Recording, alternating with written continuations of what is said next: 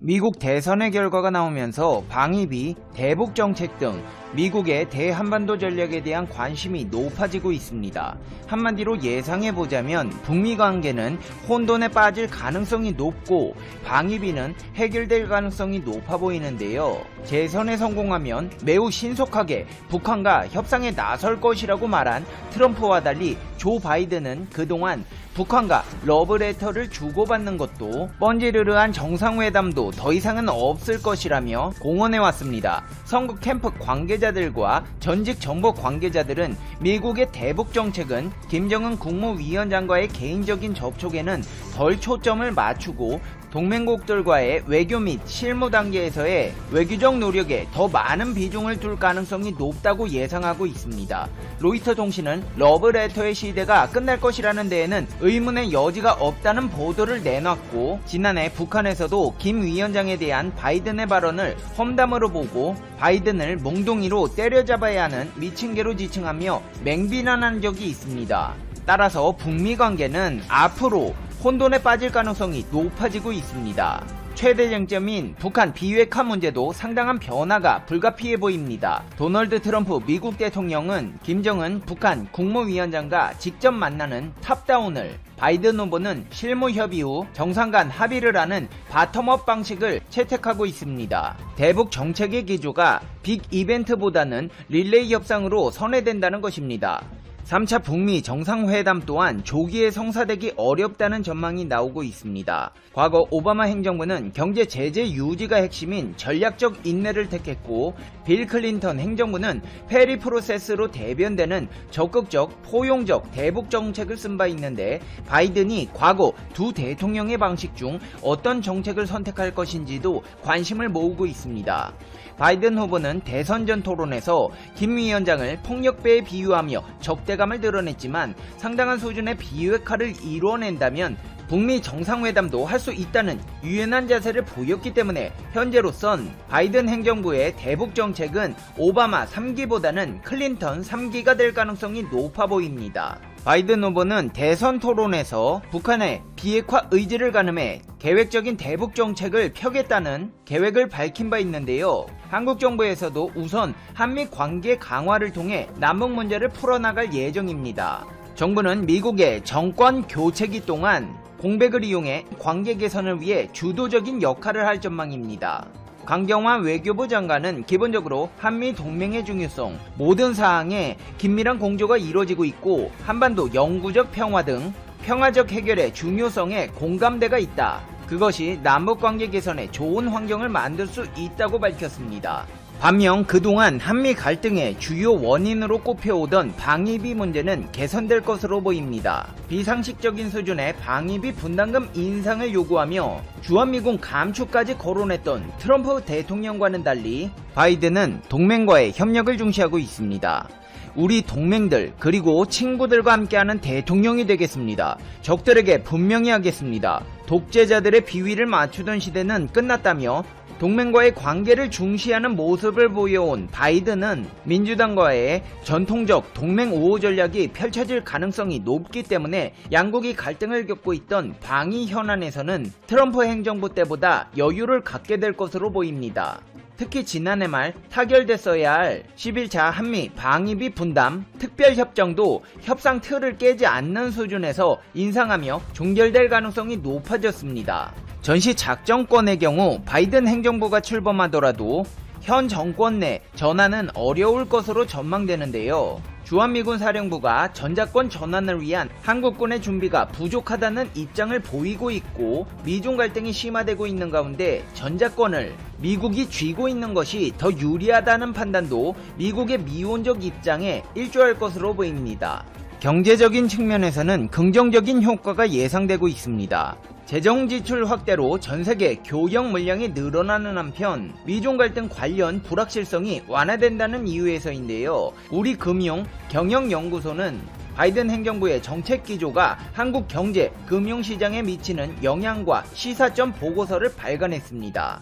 연구소는 바이든 후보가 대통령이 될 경우 내년 한국의 경제 성장률 상승 압력이 더 커질 것이라고 전망했습니다. 우리금융경영연구소는 내년 한국의 경제 성장률을 3%로 내다봤는데 바이든 후보가 당선될 경우 0.1%에서 0.3%가량 더 상승할 것이라는 것입니다. 직접적인 요인으로는 재정 지출을 바탕으로 한 2021년 미국 경제 성장률 개선을 꼽았는데요. 미국 민주당이 추진하고 있는 2조 2천억 달러 규모의 추가 부양책이 실현되면 트럼프 대통령의 재집권에 비해 내년도 미국 경제 성장률이 1.2%포인트 내외로 높아지고 전세계 교역 물량도 0.4% 내외로 늘어날 것으로 예측했습니다. 보고서에서는 미중 무역 갈등과 관련한 불확실성 완화가 국내 투자와 소비 심리에 긍정적인 영향을 미쳐 한국의 경제 성장률이 최대 0.2%포인트 높아질 것으로 기대한다.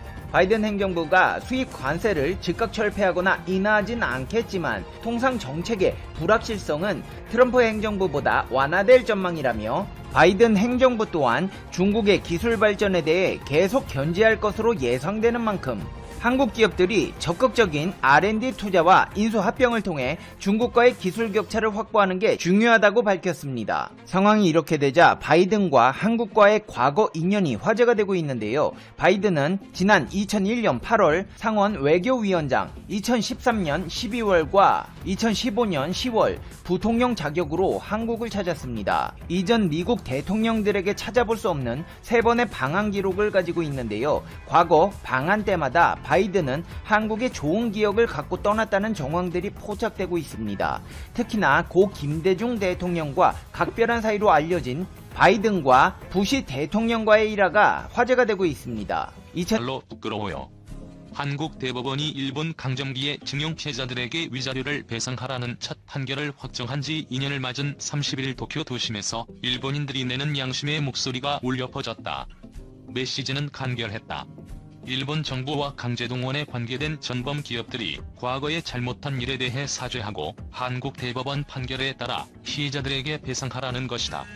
이날 미쓰비시 중공업과 일본 제철 본사가 있는 도쿄 마루노우치에서 한국 대법원 판결 2주년을 맞아 나고야 미쓰비시, 조선여자근로종신대 소송지원 모임 등 일본 시민단체와 노동단체 회원들의 릴레이 시위가 펼쳐졌다. 한국 대법원은 2018년 10월 30일과 11월 29일 각각 일본 제철과 미쓰비시 중공업을 피고로 제기된 징용 피해자들의 손해배상 청구 소송에서 잇따라 원고 측 손을 들어줬다. 그러나 일본을 대표한다고 할 수 있는 두 대기업은 1965년 체결된 한일 청구권 협정에 따라 개인 청구권 문제가 완전히 해결됐다고 주장하는 일본 정부 눈치를 보면서 지금까지 판결 이행을 거부하고 있다. 이에 따라 원고 측은 대법원 판결로 얻은 손해배상 채권을 행사하기 위해 두 일본 기업의 한국 내 자산을 현금화하는 법적 절차를 진행 중이다. 일본 정부는 압류 자산의 현금화로 일본 기업이 실질적 피해를 보게 될 경우 양국 관계에 매우 심각한 상황이 초래될 것이라고 위협하고 있다. 소송지원 모임 공동대표인 데로미 씨는 이날 미쓰비시 중공업 본사 앞 집회에서 부끄럽다라고 거듭 말했다. 그는 요즘은 기업들이 컴플라이언스를 중시하고 있고 미쓰비시 중공업도 예외가 아닐 것이라며 그렇다면 한국에서 법대로 나온 판결을 제대로 따르는 것이 가장 중요한 의무가 아닌가라고 반문했다. 그러면서 지난 2년간 한국 대법원 판결을 외면한 채 컴플라이언스를 무시해온 미쓰비시 중공업은 반성해야 한다고 비판했다. 하지만 미쓰비시 중공업 측은 소송지원 모임이 2007년 이후 징용 피해자들에 대한 사죄와 배상을 촉구해온 도쿄금융행동 508번째 행사를 격해 이날 연집회에 대해서도 묵묵부답의 자세를 이어갔다. 소송지원 모임은 신종 코로나 바이러스 감염증 영향으로 올 3월 이후 금융행동 시위를 멈췄다가 6월 26일 미쓰비시 중공업 정기주총에 맞춰 507번째 시위를 재개했으나 코로나19 때문에 또다시 중단했었다. 소송지원 모임은 이날 미쓰비시 중공업 앞 집회를 마친 뒤 인근의 일본 제철 본사 앞으로 이동해 한국 대법원 판결 이행을 촉구하는 시위를 이어갔다. 일본 제철 본사 앞 집회는 노동단체인 도쿄전 노협 회원들이 합류해 참가자가 20여 명에서 60여 명으로 늘었다. 이들은 일본 제철 내증용공 재판을 지원하는 모임 명의로 하시모토 에이지 일본 제철 사장에게 한국 대법원 판결을 이행하라는 요청서를 전달했다. 조선학교청서에는 2년 전에 징용 피해자 4명의 손해배상을 기사에 명령한 한국대법원 확정 판결이 나왔지만 살아서 이 판결을 접한 원고는 이춘식 씨뿐이었다며 인도적인 차원에서라도 올해 96세인 씨가 생존해 있을 때 문제를 해결해달라고 간절히 호소하는 내용도 담겼다. 타카하시 마코토 소송지원 모임 공동대표는 대법원 판결을 일본 정부와 피고 기업들이 받아들일 때까지 계속 싸울 것이라고 말했다. 그는 코로나19 상황을 고려해 미쓰비시 중공업 관련한 배상 판결 2주년을 앞둔 내달 27일 같은 장소에서 509번째 금요행동을 재개하겠다고 예고했다. 일본 정부가 고교 수업료 무상화 대상에서 조선학교를 제외한 것에 대해 시정을 요구한 5건의 소송 한소심에서 원고가 모두 패소하자 관련 시민단체가 일본 정부를 강하게 규탄하고 나섰다. 시민단체 조선학교와 함께하는 시민모임봄은 30일 오후 부산 일본 영사관 인근 평화의 소녀상 앞에서 기자회견을 열고 보편적으로 적용돼야 할 교육 기회가 박탈됐다고 항의했다. 이들은 일본 정부는 식민 지배에 대한 책임을 회피한다며 조선이라면 극도의 거부감을 가진 일본 정부의 인식과 태도가 바뀌지 않으면 문제가 근원적으로 해결되지 않을 것이라고 말했다. 이 자리에서 제1동포 3세 홍경지 씨는 조선학교에만 고교 무상화를 배제하는 것은 민족차별이라고 말했다. 이어 현재 일본에서는 2010년 고교 무상화 배제, 2017년 조선 유치원 보육 무상화 배제까지 다수의 차별 정책이 진행되고 있다며 조선학교에 대한 일본 정부의 차별 정책을 널리 알려야 한다고 말했다. 이번 후쿠오카 고등재판 판결로 일본 전역 5곳에서 제기된 같은 소송의 2심에서 모두 원고 측이 패소하게 됐다.